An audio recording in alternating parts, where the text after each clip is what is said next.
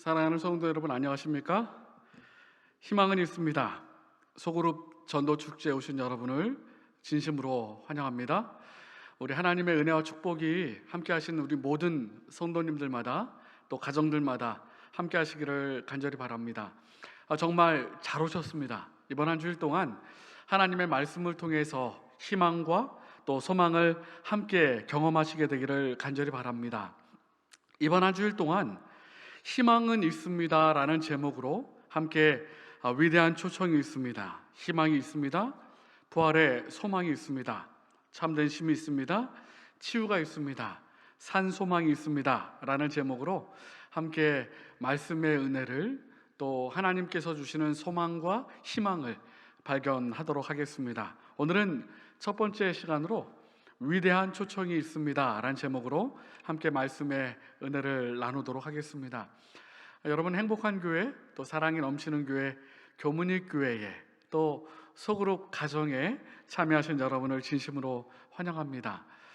저는 교문익 교회 신병성이라고 합니다. 하나님의 축복과 은혜로 한 주일 동안 우리 함께 귀한 시간을 갖게 되었는데요, 하나님의 놀라우신 사랑과 축복이 이 자리에 함께 하시는 우리 모든 성도님들과 또한 우리 구도자들분 또 가정에 함께 하시기를 간절히 바랍니다. 예전에 장학퀴즈라는 TV 프로가 있었습니다.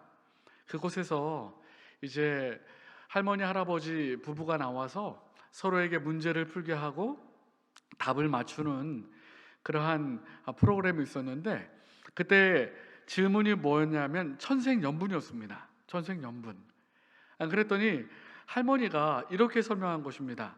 당신과 나 사이. 그랬더니 할아버지가 왼수 이랬어요. 왼수. 당신과 나는 왼수지. 그랬더니 할머니가 아니 두 글자가 아니고 네 글자. 그랬더니 할아버지가 평생 왼수 이렇게 대답을 했다고 하더라고요. 여러분, 오늘 만남이 어떻습니까? 사실 옷깃을 스치면 10년의 인연이요, 살결을 스치면 100년의 인연이요, 마음을 스치면 1000년의 인연이요, 하나님을 만난 인연은 영원이라고 말했는데요, 평생 인연, 영원히 함께하는 인연, 하나님을 만나게 되는 아름다운 인연이 됐으면 좋겠습니다.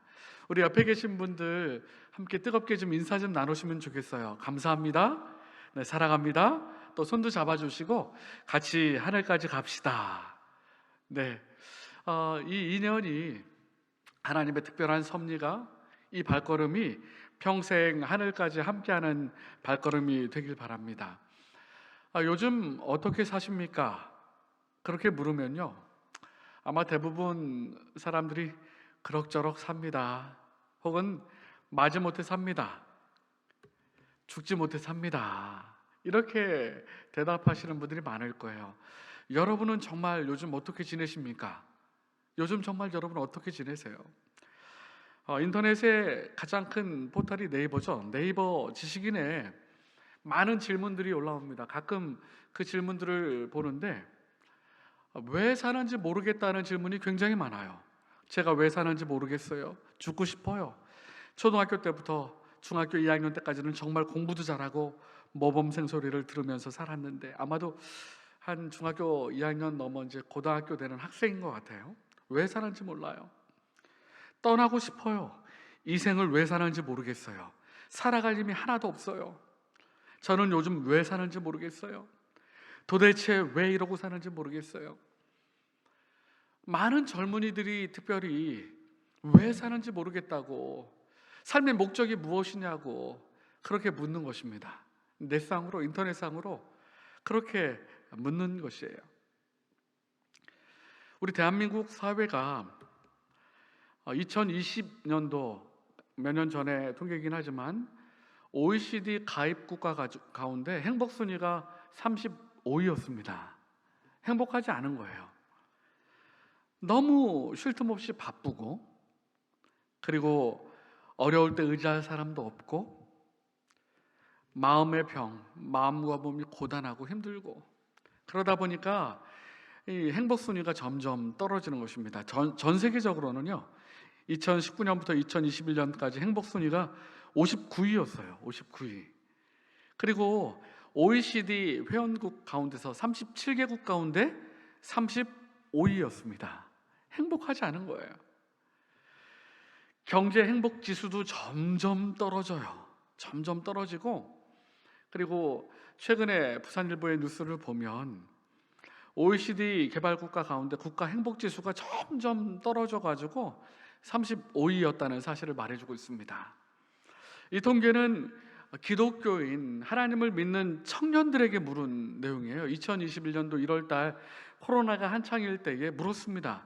희망이 있습니까? 라고 물었을 때 별로 희망이 없다 28%, 전혀 희망이 없다 4%, 약간 희망이 있다, 매우 희망이 있다는 57%. 그래서 33%의 사람이 한국 사회 미래가 희망이 없다 이렇게 대답했습니다.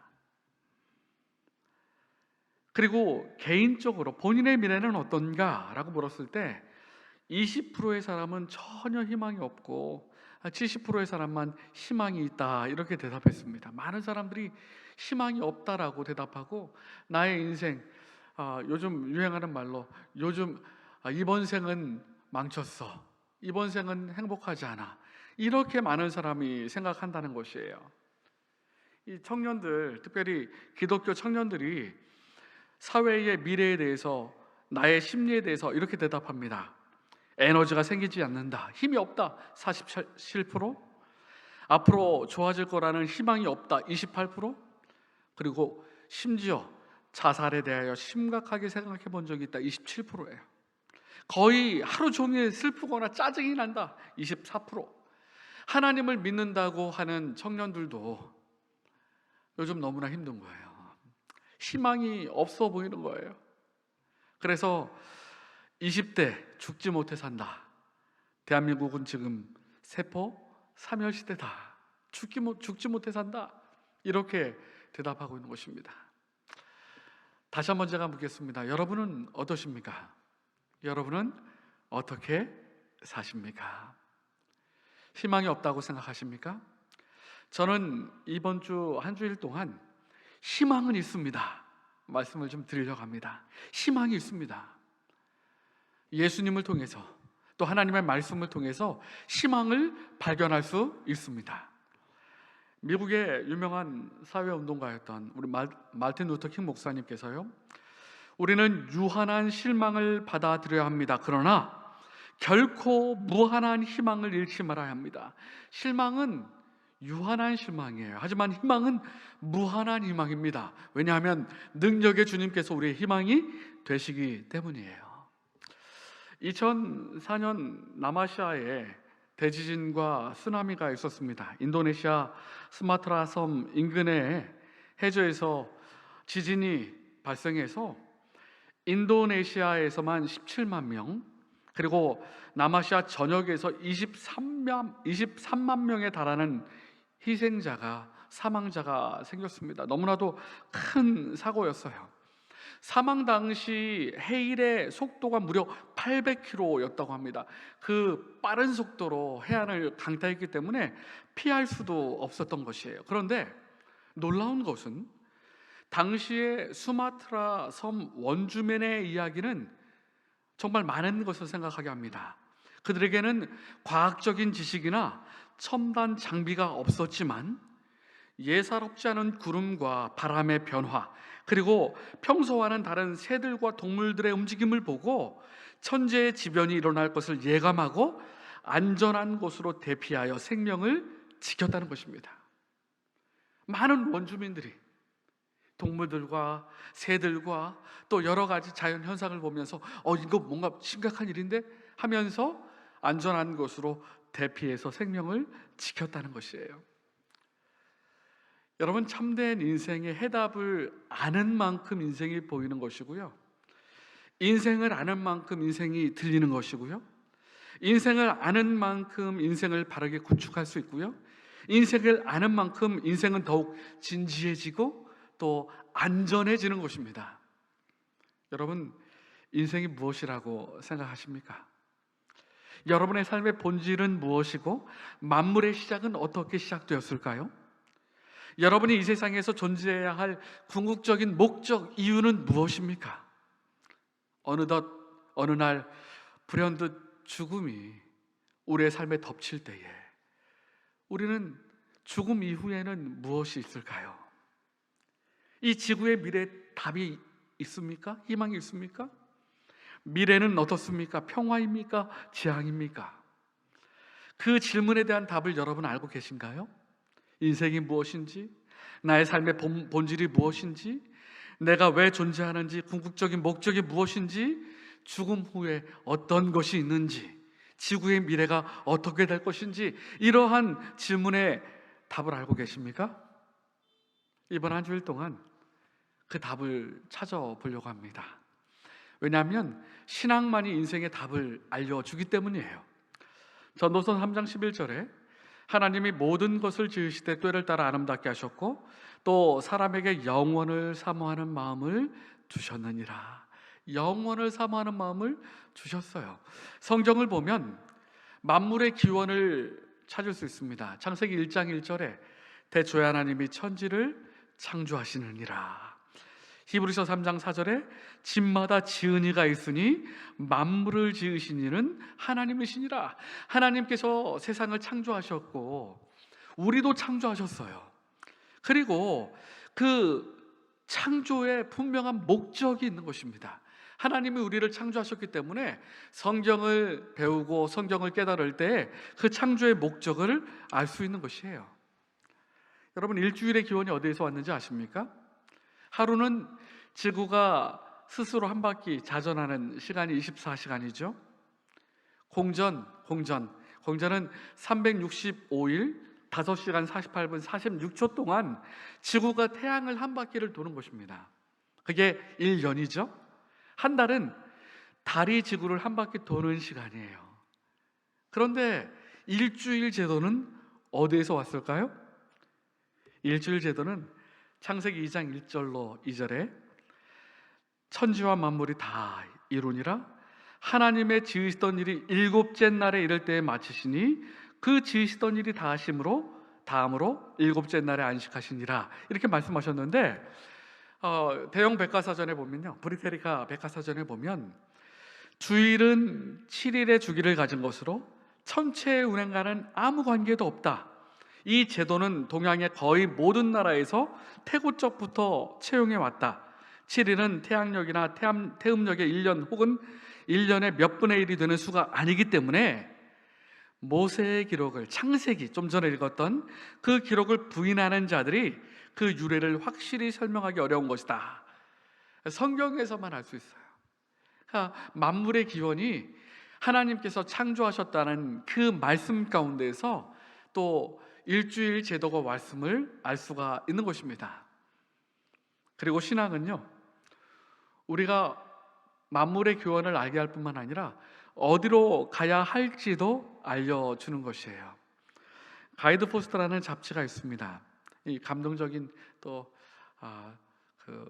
감동을 줄 수 있는 그러한 기사들 이야기가 많이 실려 있는데요.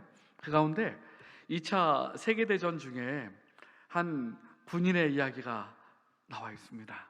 소대장이 자신의 소대원들을 이끌고 그리고 전쟁터에서 앞을 향해 가고 있었어요. 이제 적군이 쫓아와서 빨리 위험지대를 지나가야 하는 것입니다. 그런데 앞에 그만 쥐레지대가 있는 것이에요. 그리고 눈이 와가지고 쥐레의 흔적을 전혀 발견할 수가 없는 것입니다. 이제 한 걸음 한 걸음 가면 누가 쥐레를 밟고 터져서 많은 희생이 있을 줄 알지 못하는 그런 상황이 됐어요. 이 소대장은 그리스도인이었습니다. 그가 기도합니다. 하나님 도와주십시오. 나는 죽어도 좋습니다. 하지만 부하들을 보호해 주십시오. 제 발을 인도해 주시고 제 발을 따라서 따라오는 소대원들을 보호해 주십시오. 그리고 만약에 이 소대장이 지뢰를 받고 터질 수 있으니 일정한 거리를 두고 너희들은 뇌들을 10m 떨어져 따라와라. 그리고 내 발자국만 밟아라. 하면서 지뢰받기를 기도하며 한 걸음 한 걸음 나갔습니다. 터지면 끝장입니다. 다리는 떨렸습니다. 참으로 긴장된 순간이었습니다. 대원들은 소대장을 신뢰하고 한 걸음 한 걸음 소대장의 발자국을 따라서 갔어요. 지뢰밭을 다 지날 때까지 무사히 지뢰가 터지지 않았습니다. 무사히 전원 소대원들이 귀대할 수 있었습니다.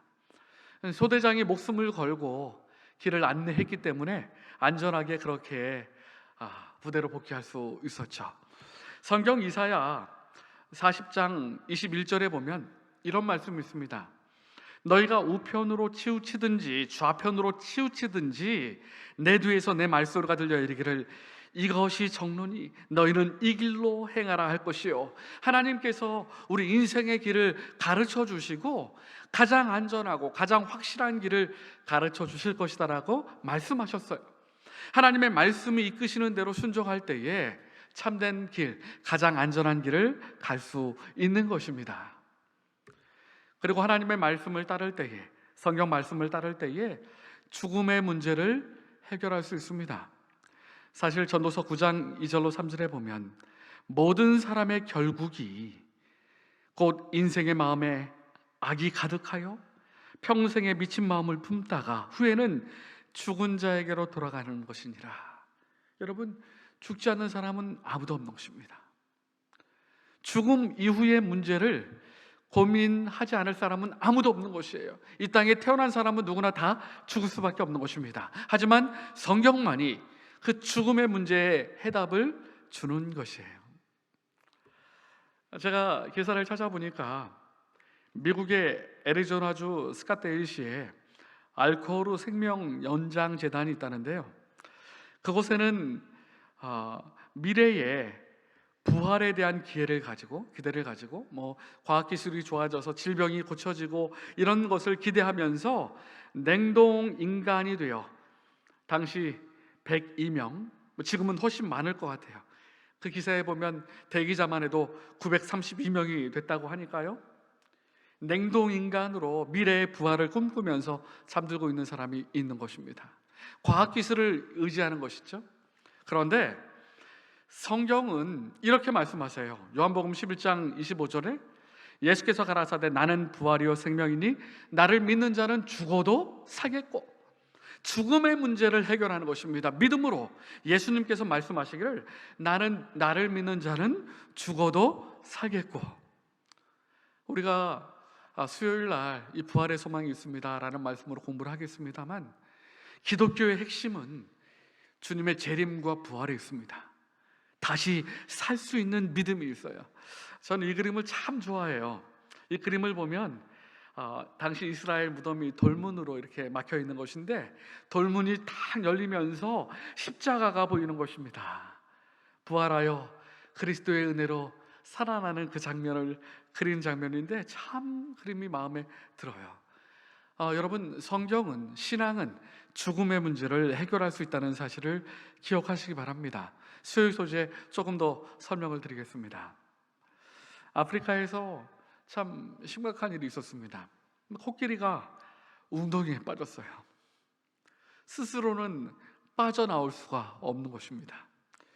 이 산림을 보호하는 사람들이 발견하고 다행히도 포크레인까지 와가지고 이 코끼리를 간신히 건져냈어요. 이 죽음 가운데, 죽음 직전에 있던 코끼리를 구원해 준 것이죠. 한 책에 보니까요, 기독교 신앙에 대해서 이렇게 설명하는 내용이 있더라고요. 한 사람이, 중국의 철학자가 유교와 불교와 기독교의 차이점을 설명한 이야기인데요, 한 사람이 좁은 길로 가다가 그만 실수로 좀 전에 코끼리처럼 수렁에 빠진 것입니다. 꼼짝없이 죽게 됐어요.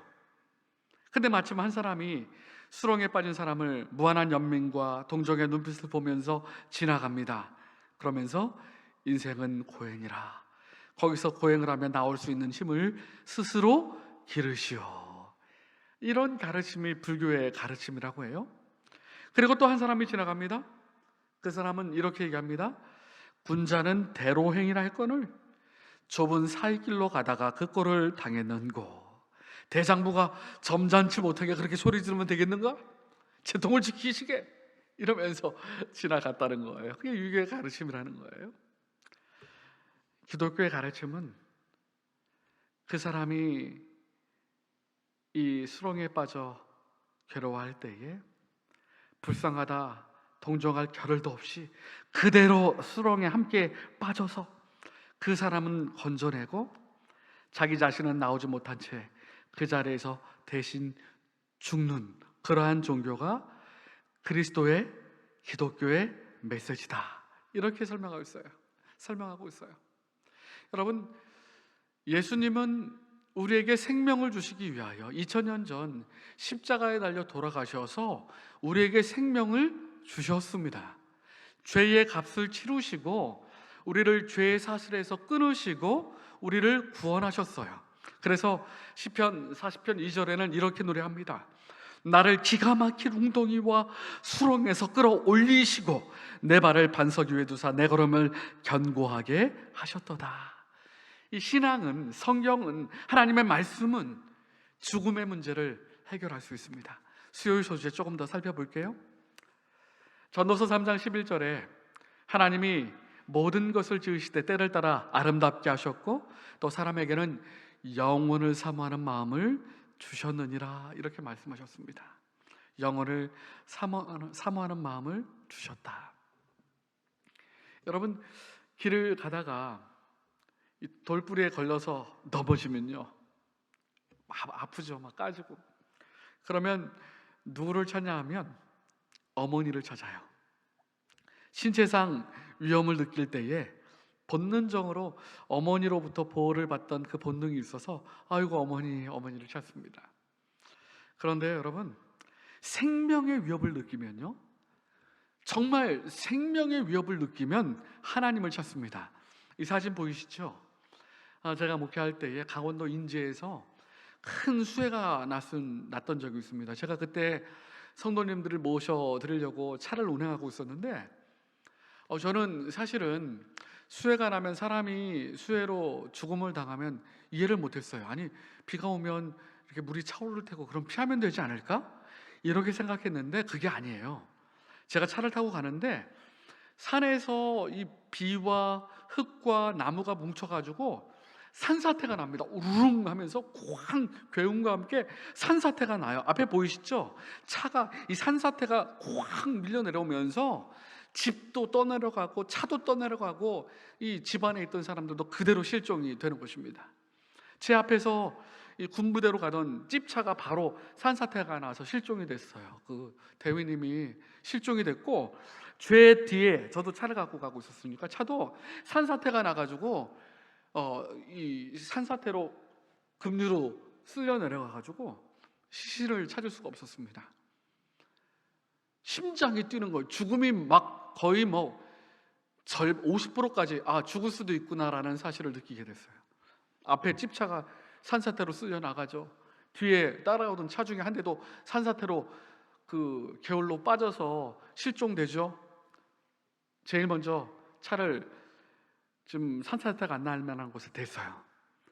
제 뒤에 소방차가, 구급차가 따라왔었습니다. 소금차의 대원들도 더 이상 진전하지 못하고 제 옆에 세웠어요.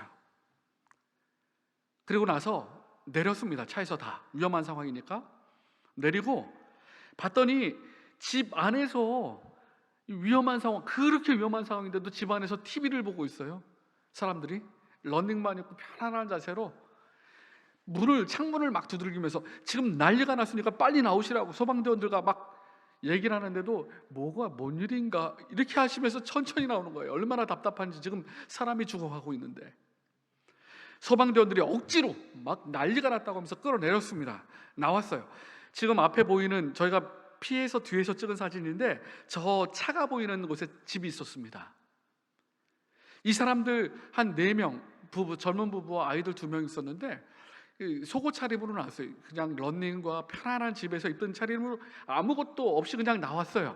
나오고 나자마자 1, 2분 뒤에 산에서 포크레인 작업하던 포크레인이 산사태와 더불어 포크레인이 굴러와가지고 그 집을 꽝 치면서 그 집이 송두리째 그 물속으로 빠져들게 됐어요.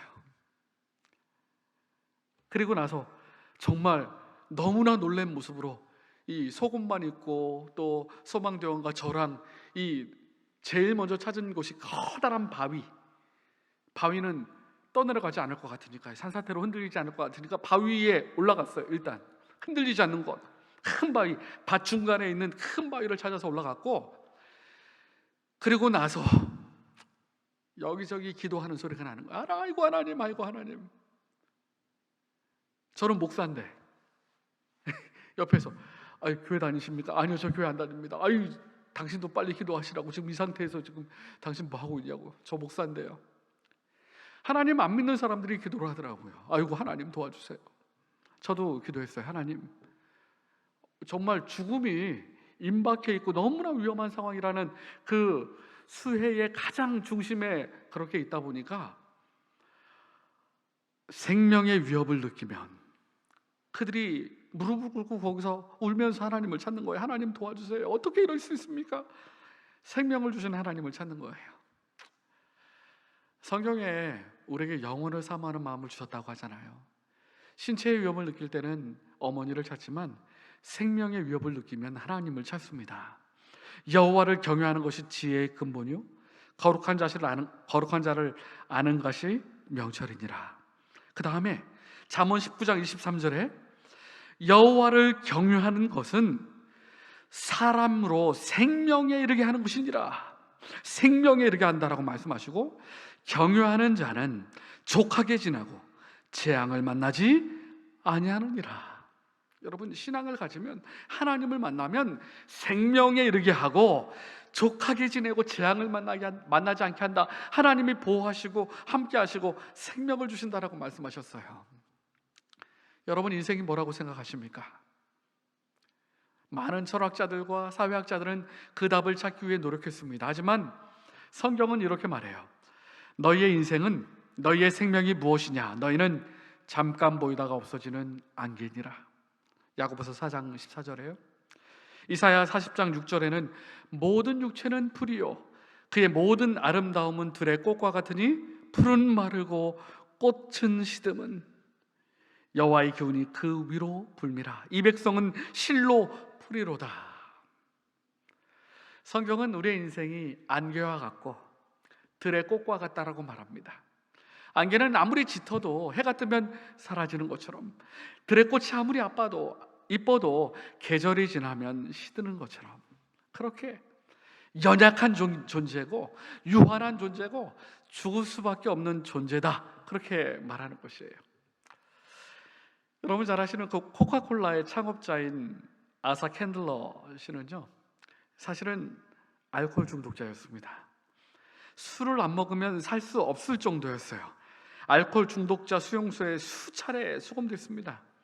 그는 이렇게 살아서는 안 되겠다고 결심하면서 이렇게 고백했어요. 자신의 본능적 욕구를 거절하는 사람만이 성공할 수 있다. 나는 이 욕구를 거절할 수 있다. 그렇게 결심했지만 또 알코올의 유혹에 넘어갔어요. 자신의 의지도 결단도 믿을 수 없게 됐습니다. 그리고 깨달았어요. 나는 할 수 없다. 내 스스로는 할 수 없다. 그리고 나서 그의 사랑하는 아내를 찾습니다. 아내가 하나님을 믿는 사람이었어요. 아내에게 고백하고 하나님께 도와달라고 기도합니다. 하나님, 저는 이길 수 없습니다. 도와주세요. 하나님 도와주세요. 저는 연약합니다. 그가 알코올 중독을 이기고 그리고 사업에서도 큰 성공을 거뒀어요. 여러분, 인간 스스로 얼마나 연약한지를 여러분 아셔야 합니다. 장례식장에 한번 가보세요. 마음이 너무나 아파요. 너무나 연약한 인간임을 고백할 수 있는 것입니다. 그래서 다윗 왕은 이렇게 고백했어요. 시편 39편 7절에 주여 내가 무엇을 바라리요? 나의 소망은 주께 있나이다. 나의 소망은 주께 있나이다. 참 이상하죠? 세상이 편리해진 것 같은데 편하지 못하고, 빠르게 다니는 것 같은데 시원하지 못하고, 이것저것 예전보다 많이 가졌는데 여전히 허전하고, 아무리 살아도 가시지 않는 외로움이 있고, 피 흘리고 싸워도 평화는 없고요, 전쟁이 계속 일어나고, 정말 많은 것을 배우고 알아도 답답하고 풍요한 듯하지만 행복이 없는 그런 험한 인생이 우리의 인생이 아닙니까? 여러분의 인생은 어떠세요? 성경의 마태복음 11장 28절에 예수님께서 이렇게 말씀하십니다. 수고하고 무거운 짐진 자들아 다 내게로 오라. 내가 너희를 쉬게 하리라. 찰스 핀이라는 사람이요, 청년이었을 때, 대학교 다닐 때, 물론 현대 부흥운동의 선구자, 우리 목사님으로 많이 알고 계시지만 그때 당시 신앙이 없었어요.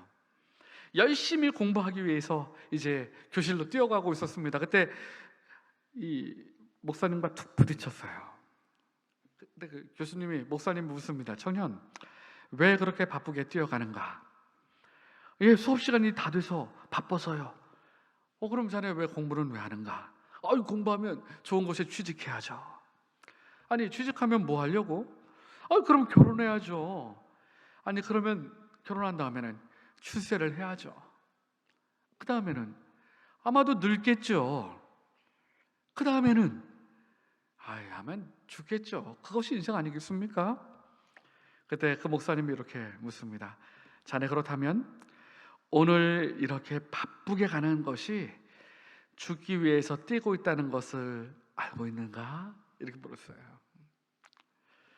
그 물음에 이 찰스 피니가 충격을 받았습니다. 이때부터 죽음을 생각하고 미래를 생각하고 그의 인생을 다시 생각하고 새로운 인생을 살게 됩니다. 미국의 대부흥을 일으킨 목사님이 되었어요. 철학자 헤겔이 이렇게 얘기했습니다. 하나님을 알지 못하는 사람은 아마 이렇게 얘기할 것 같아요. 인간은 죽기 위해 태어났고 죽기 위해 살고 있으며 죽음의 종착역으로 달려가고 있는 존재다.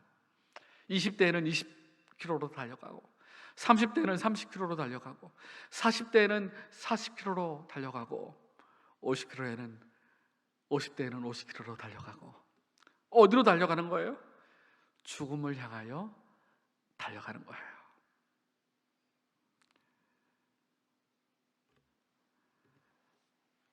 성경에는 우리 주님께서 주님의 백성들을 부르시는 장면이 많이 나옵니다. 창세기 3장 9절에 아담을 부르셨어요. 내가 어디 있느냐. 출애굽기 3장 4절에 모세를 부르셨습니다. 모세야, 모세야. 사도행전 9장에 사울을 부르셨습니다. 사울아, 사울아. 오늘 하나님께서 여러분을 부르십니다. 하나님께서 여러분을 부르십니다.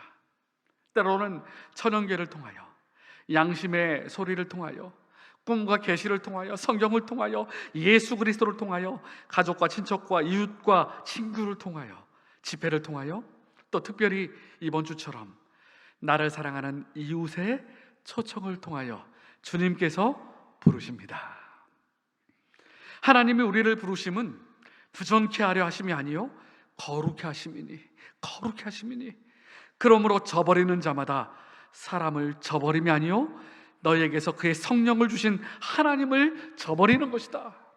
이 부르심을 거절하는 것은 하나님을 거절하는 것이다. 이렇게 말씀하고 있습니다. 여러분, 이 위대한 초청을 거절하지 마시게 되길 바랍니다. 제가 마지막 이야기를 해드릴게요. 이제 그 수해를 경험했을 때 이야기입니다. 수해가 난 다음에 제가 저희 성도님들이 계신 곳을 방문했어요. 이 수해로 길이 없어져가지고 산을 넘고 또 물을 건너고 하면서 4-5시간 동안 그렇게 걸어서 방문을 했습니다. 걸어서 방문했는데 이 가리산 지역에 여러 명이 실종이 됐어요. 실종이 돼서 그들의 사연을 듣게 되었습니다. 이제 한 집이 보시면 돌과 흙과 물이 휩쓸려 오면서 그렇게 사라지고 실종이 됐는데 할머니, 어머니와 아들이 실종이 됐어요. 가족들과 또 이웃들이 이야기합니다. 어떻게 실종이 됐냐 하면 이제 물이 오는 소리가 나고 사이렌이 나고 이제 사람이 대피하라는 소리가 나니까 이제 대피하려고 나왔어요. 아들하고 어머니가 나왔어요. 할머니가. 그런데 할머니가 지갑을 안 두고 나온 것입니다. 지갑을. 아마 지갑에 돈이 들었을 거예요. 카드도 들었겠죠. 뭐 중요한 주민등록증과 서류가 있었을 거예요. 그래서 할머니가 방으로 다시 들어갔어요. 물이 오는데 아들이 어떻게 어머니를 두고 갑니까? 아들도 어머니를 모시러 갔어요. 어머니를 손을 붙잡고 나오다가 그만 이 산사태가 돌과 흙이 덮치면서 이 어머니와 아들이 실종됐습니다. 많은 사람들이 땅을 치면서 안타까워했어요. 지갑이 뭐라고? 생명보다 더 중요합니까, 여러분? 돈 얼마가 더 중요해요? 가전제품이 더 중요합니까? 내 집이 더 중요합니까? 내 생명보다? 저는 이 자리에 함께 하신 우리 모든 성도님들과 또 사랑하는 우리 이웃들, 가족들이 하나님의 부르심에 생명을 선택하게 되길 간절히 바랍니다. 이 부르심은 긴박한 부르심이에요. 어서 오라, 어서 오라. 나 여호와가 말하노라. 죽는 자의 죽는 것을 내가 기뻐하지 아니하노니 너희는 스스로 돌이키고 살지니라. 살지니라. 주님께서 생명으로 우리를 초청하십니다. 사랑하는 자여, 내 영혼이 잘됨 같이 내가 범사에 잘되고 강건하기를 내가 간구하노라. 범사에 잘되고 강건하기를 내가 간구하노라. 파스칼의 방세라는 책을 보면요, 이렇게 우리에게 제안합니다. 한번 들어보세요. 당신은 하나님의 존재를 부정하는가? 만약에 부정한다면 내기를 한번 걸어보라. 도전적이죠? 내기를 걸어보라는 것입니다. 만일 하나님이 존재한다는 편에 내기를 걸고 당신이 이긴다면 당신은 무한한 행복을 누리게 될 것이다. 그렇죠? 하나님이 계신다고 믿으면 영원한 생명이 나의 것이 되는 것이니까요. 설령 하나님이 존재하지 않는다 할지라도 손해볼 게 있습니까? 없습니까? 없죠. 없어요. 손해볼 것은 전혀 없어요. 그런데 반대의 경우를 생각해 보세요. 하나님이 존재하시는데 영원한 생명을 위하여 우리를 초청하셨는데 그 초청을 거절했다고 생각해 보십시오. 그렇다면 무한한 행복을 거절하는 것입니다. 무한한 가치를 저버리는 것이에요. 얼마나 큰 손해입니까?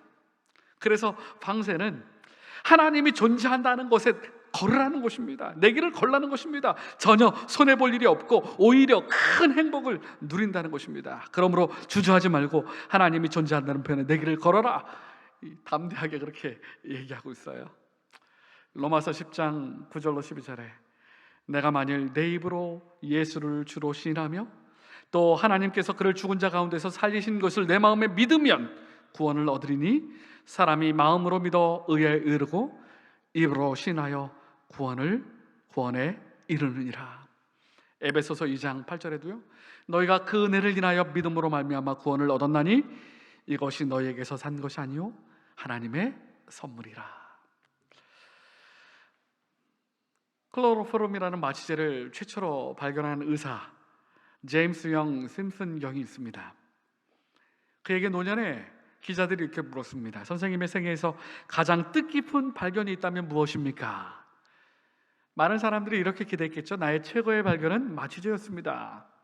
그런데 그가 이렇게 고백합니다. 나의 최고의 발견은 예수님께서 나를 위해 죽으시고 나를 구원했다는 사실이네. 이것이 최고의 발견입니다. 최고의 초청입니다. 최고의 희망입니다. 유명한 철학자인 장폴 사르트르는 이렇게 얘기했어요.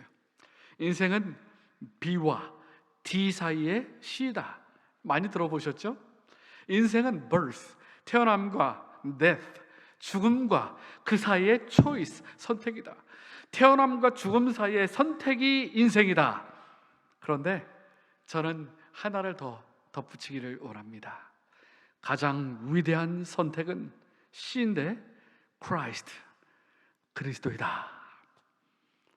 저는 여러분들이 가장 위대한 선택, 예수 그리스도의 초청을 받아들이게 되길 간절히 바랍니다. 여기에 위대한 초청이 있습니다.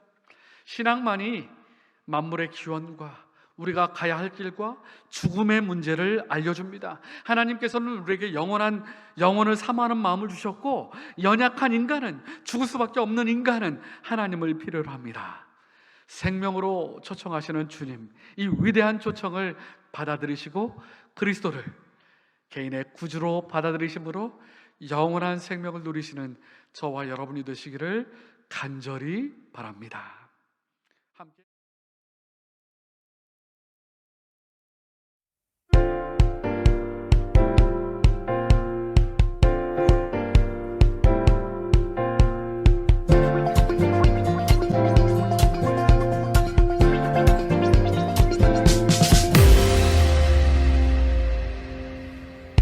하나님께서 우리에게 보내신 최고의 선물은 바로 당신이에요. 하나님께서 우리에게 보내신 최고의 선물은 바로 당신이에요.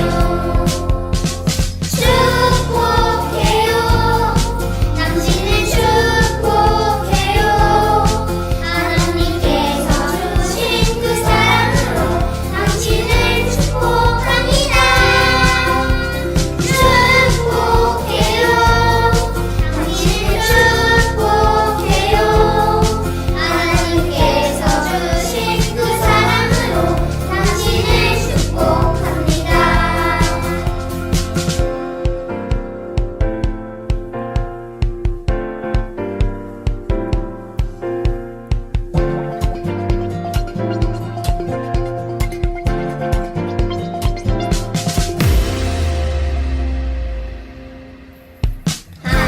하나님께서 우리에게 보내신 최고의 선물은 바로 당신이에요.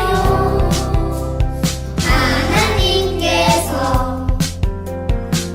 우리에게 보내신 최고의 선물은 바로 당신이에요. 축복해요. 당신을 축복해요. 하나님께서 주신 그 사랑으로 당신을 축복합니다. 축복해요. 당신을 축복해요. 하나님께서 주신 그 사랑으로 당신을 축복합니다.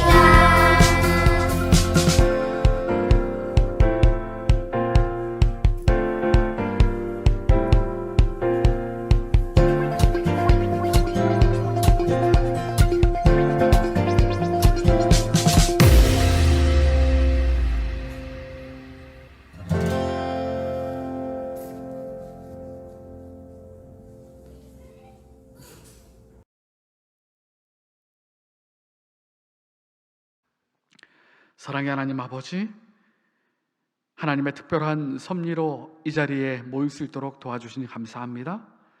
그리스도의 은혜와 그리스도께서 주시는 위대한 초청, 생명으로의 초청을 우리가 받아들일 수 있도록 도와주시옵소서.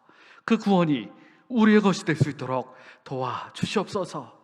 이 자리에 참석하신 우리 모든 성도님들과 또한 가정들과 또한 이웃들에게 하나님의 놀라운 사랑과 축복이 늘 함께하여 주시옵기를 예수님의 이름으로 간절히 기도합니다. 아멘. 여러분, 내일도 우리 소그룹의 또 유튜브 채널을 통하여 말씀 집회가 계속됩니다. 사랑하는 여러분을 초청합니다. 또 내일 함께 하나님의 말씀으로 희망을 발견하게 되길 간절히 바랍니다. 감사합니다.